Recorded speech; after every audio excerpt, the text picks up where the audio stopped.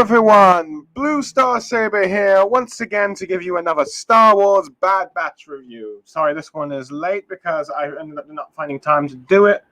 We had 6 episodes 2 weeks ago, so now I'm a bit behind on the Bad Batch, just as I am with the My Hero Academia seasons. So now I'm going to try and quickly catch up to the Bad Batch before episode 8 comes out, because I really want to talk about episode 7.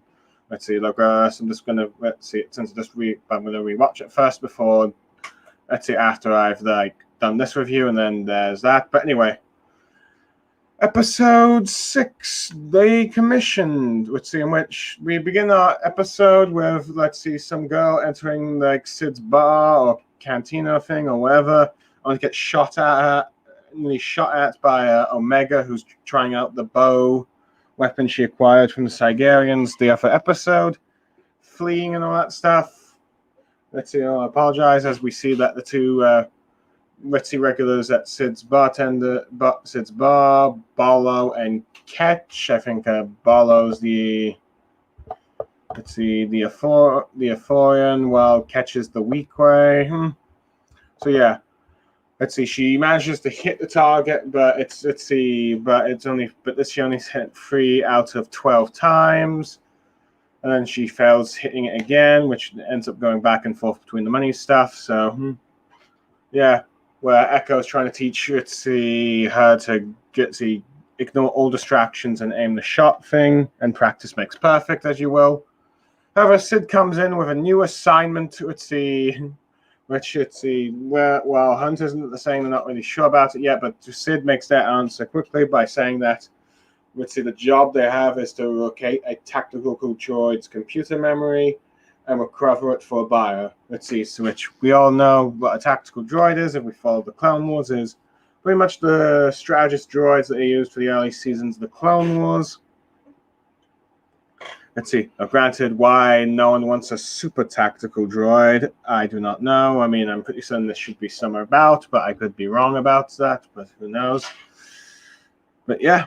So anyway, the Bad Batch head to Corellia, in which Omega gets a lesson about the tactical droids and what they used to do. The more they fought, the fought the clones, the smarter they got, and eventually win.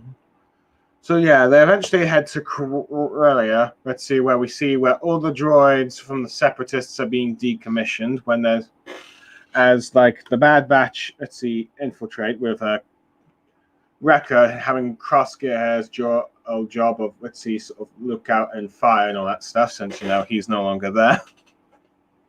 With Omega tasked of looking for the droid, while the others shut down the systems to try and, and find the head and all that stuff. Eventually, Omega finds the head. However, 2, what appears to be workers have already snatched the head, as Omega goes in pursuit of one, and the Bad Batch try to find the other. And it's revealed to be none other than the infamous sister duo from the second story arc of the Clone Wars final season, Trace and Rava, with Omega encountering Rava and Trace eventually taking away the droid's head. I should probably also note that, conveniently for plot's sake, they only have one tactical droid left that's being decommissioned today. The rest have all been melted. So yeah. This probably explains why we no longer see tactical droids during the era, post the era of the Clone Wars. They're all been melted, or if there are any survivors, they're probably they're being very, very kept stored secretly, rarely, and all that stuff. But yeah. So yeah. So after a bit of a skirmish between the two sides, trying to outsmart the droids and that stuff, eventually with Rafa tricking Omega to lower her bow out, accidentally causing her to shoot one of the nearby working areas, which alerts the other staff members workers to the intruders, which they lock down the facility, resulting in the security police droids coming in and having a fist fight and a blaster fight between the Bad Batch, the Martez sisters, while trying to recover the droid head. We're all trying to recover the droid head, with eventually let's see, Tech and let's see, Wrecker trying to reboot the system. Was it Echo? Sorry, I'm getting them mixed up. I just saw the episode. I'm already forgetting. Let's see, but yeah. So yeah, but anyway. After the Bad Batch have reactivated the thing, let's see, Wrecker starts getting a bit of his headache starts to get worse, and he starts saying the line. He's trying to say the lines, "Good soldiers follow orders," though he never fully says it, but you can hear it inside his head, or at least the way Crosshair was saying it. As it started, as we see, as this episode all but confirms that yes, let's see, Order 66 is starting to activate within Wrecker's head. It's not just a bloody headache, which I see. So yeah, I think everyone who watched this episode had no doubts. Let's see, I've been watching Wrecker for the last few episodes, have no doubts. So yeah. Anyway, let's see. During the scuffle, eventually Omega gets trapped amongst some droid rubbles and ends up being eventually rescued by Trace, as the Bad Batch and the Mart siblings agree to work together as Swissy and as more droids get shot down. Let's see. Eventually, Trace comes up with the idea of using the tactical droid to command the battle droids. There's also a funny line here. Let's see, that's like Trace says in this idea, and then Rafa, saying how they need a distraction, and then she's saying need a distraction. Says, "Is that an Echo here?" In which you get Echo coming towards saying, "I'm Echo," and all that stuff. What you need me, and Trace is just baffled by the fact that there's a clone called Echo. That is my favorite line of this episode. All that stuff. So anyway, the plan is to have the tactical droid. You command the tactical droid to defend them and all that stuff, in which they do, and all the functioning super battle droids and battle droids are functioning and all that. Let's see, it's starting to take over, start activating and either blasting or piling onto the police droids with like a funny line from one of the droids say, "Did we win?" Let's see, when being activated, it's either shooting them or grabbing them, which is mostly the case with the B1 droids that do not have a blaster. And just as let's see, with Echo commenting how it feels strange having to rely on battle droids given their clones' history with them. Eventually, the clones' forces and sister twin and the sisters, are able to escape, though. Both with like the head and a copied data rod, which Tech used to activate the droids.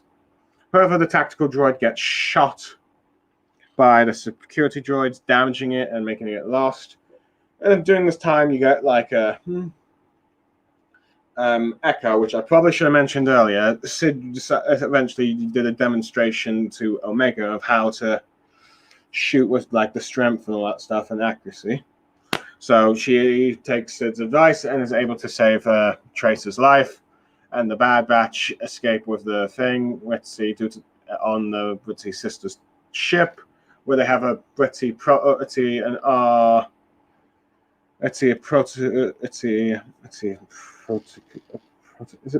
No, I forgot. How could I get an? I forgot an R2D2's model, but R7. Not the same R7 that Ahsoka had, because that one got destroyed. During like the last few episodes of the Clone Wars, but yeah, astromech droids. How did I forget the astromech droids? I'm just ashamed, but sorry, rambling on. Eventually, as they're escaping on the ship, on the sister's ship, the clones reveal that to the sisters that they were hired. They were hired to retrieve it for an unknown buyer. And they talk about how they're actually they were trying to steal the droid thing for to help some people that were fighting back against the Empire. With them kind of getting a bit annoyed with the clones. Less than noble reasons and all that stuff. Let's see. And even commenting on how, the clones, aren't asking why the clones aren't with the Empire, or they don't seem that different, or that clones with their methods of, working. But this gets Hunter thinking, and as they land, Hunter gives Rafa, the spare data rod with the downloaded copy of the tactical droid's chip database thing, which results in them failing the mission, but giving it to Rafa and her sister for the right reasons of people who are fighting back against the Empire, since that has tactical data against the clones, which the Empire's using, which is of course the reason why the Bad Batch was there, because that's valuable information. While for the people that are fighting back against the Empire, would be very helpful indeed, given the current state of the clones. So yeah, as the two groups part ways, with Rafa commenting that perhaps the Bad Batch aren't so different, are different kind of clones after all, they eventually get onto their ship and contact an unknown person, the hologram, which I think everyone is assuming is Bail Organa, saying they have completed their mission, and also tells them about a rogue batch of clones. Oh boy! Now, of all thoughts, first of all, let's see, the sisters, the Martez sisters, they're pretty much the most controversial aspect of, season 7 of the Clone Wars. Not many people liked the arc. I mean, I tolerated them. I didn't really hate them, but I wasn't exactly enthused, and they probably overstayed their welcome with the 4-parter. It probably would have been better as a 3-parter at most, but Dave Filoni wanted to do 2, 3, 4-part final arcs and all that stuff. One for Rex, one for Ahsoka, and then both of them together and all that stuff. I can see why he did that and all that stuff. But yeah, most people don't really like him. They're sort of like the scrappies of, season 7. But I think they were used quite effectively here. I mean, they weren't, they probably work better in smaller amount of episodes on a long time, where they might overstay their welcome for some fans. But yeah, I like how they appear to be working for the early days of the Rebel Alliance, or the Rebel Fractions and that stuff, in which they've been tasked by Bail Organa to retrieve the tactical droid's head. So it seems that their encounter with Ahsoka has probably led to them to be better people in regards to trying to make a difference in the galaxy and all that stuff. So we got that. So yeah, I do like the interactions that they had with the Bad Batch members. Particularly, Rafa didn't really like Hunter much, but when Wrecker came in, guns are blazing, she liked him and all that stuff.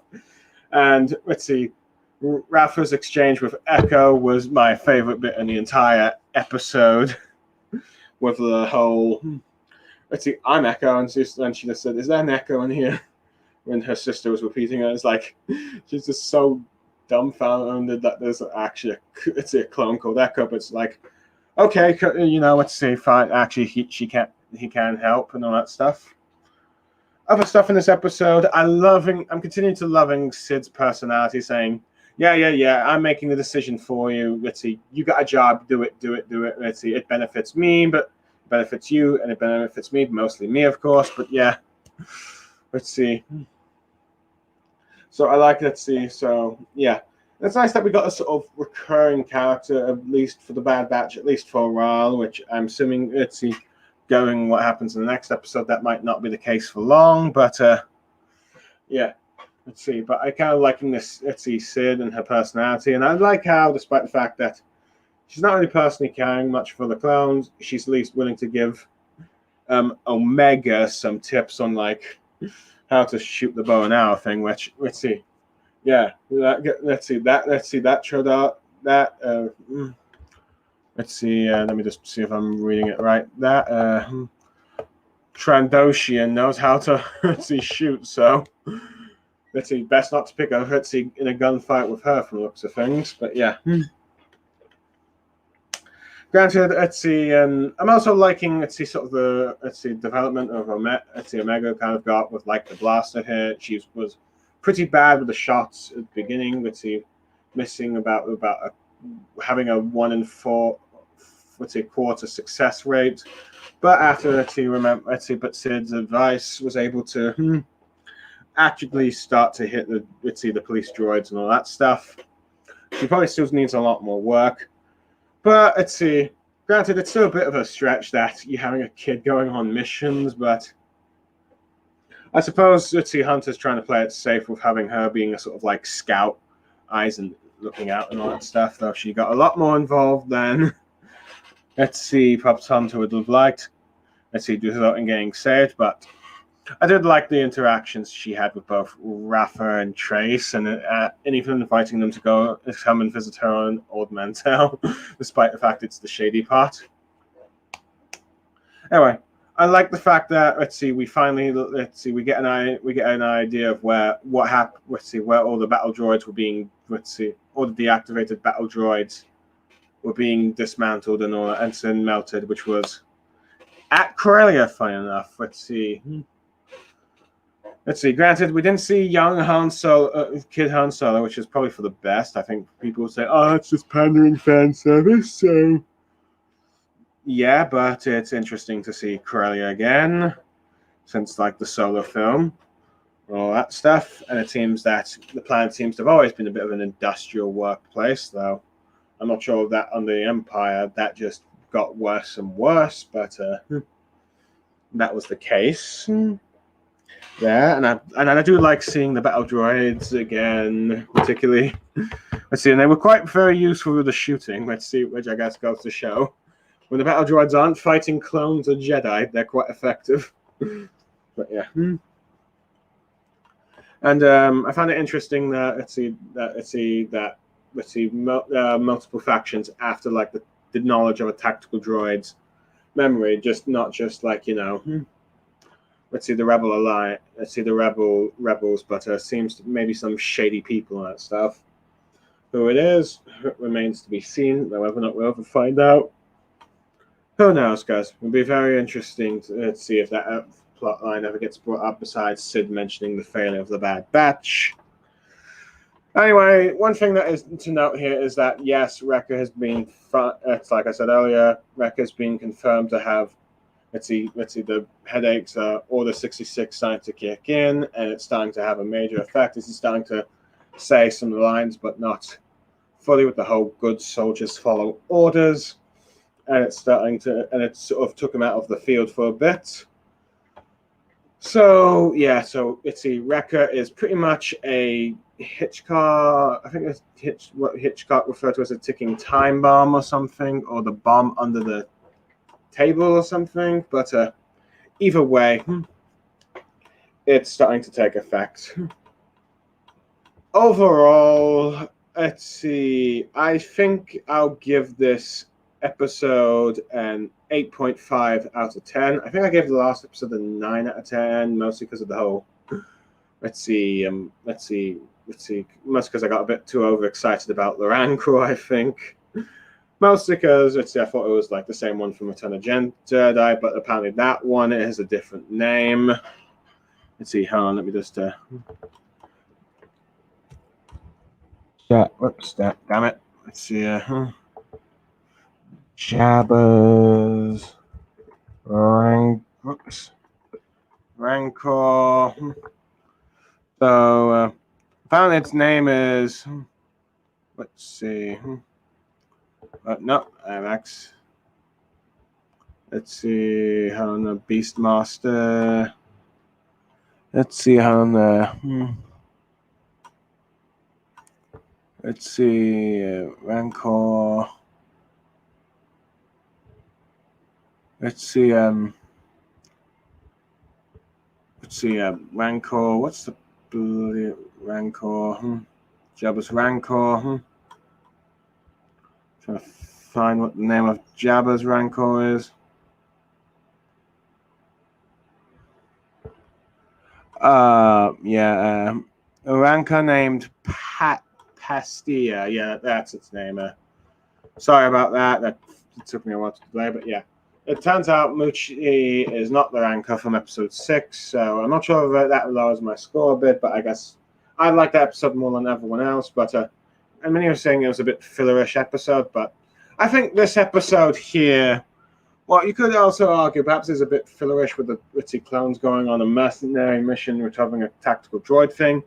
However, it's leading up to the growing, it's leading up to at least hinting of the growing rebel alliance, or the growing rebel cells against the Empire, given that the two sisters were retrieving the tactical droid, which most believe, are guessing, is Bail Organa, all that stuff, and it looks like he now knows about the rogue clones.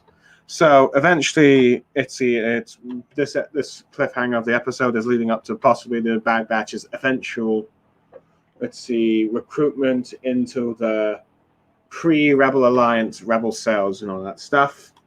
So I think it's moving along the plot nicely, and it's also building the subplot of Wrecker of the chips stuck in the remaining Bad Batch's brains. So yeah, overall 8.5 out of 10. Let's see, probably also the best episode with the two Martez sisters. Granted, I'm pretty certain most people still dislike them, as I'm seeing edits of like Omega shooting Rafa. So I think it was labeled Dave Filoni's biggest mistake. Anyway, overall, that's all my thoughts. I'm now just going to start watching the next episode that has, of course, spoilers, everyone, Captain Rex. So it's like, let's see, so I can finally be catched up and all that stuff.